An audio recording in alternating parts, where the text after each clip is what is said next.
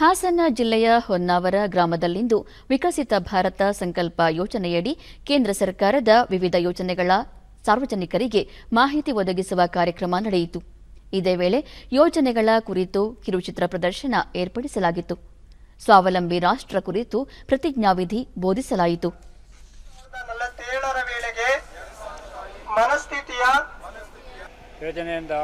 ದೂರದರ್ಶನದೊಂದಿಗೆ ಫಲಾನುಭವಿ ಬಸವರಾಜು ಕಿಸಾನ್ ಸಮ್ಮಾನ್ ಯೋಜನೆಯಡಿ ಸಾಲ ಪಡೆದು ಕೃಷಿಗೆ ಬಳಸಿಕೊಳ್ಳಲಾಗುತ್ತಿದೆ ಎಂದರು.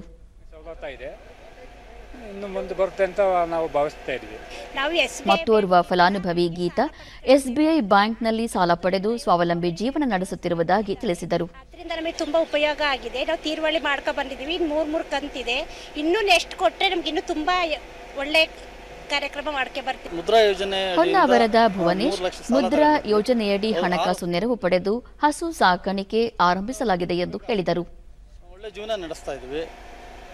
ಪ್ರಧಾನಮಂತ್ರಿ ನರೇಂದ್ರ ಮೋದಿಗೆ ಧನ್ಯವಾದ ತಿಳಿಸ್ತೇವೆ.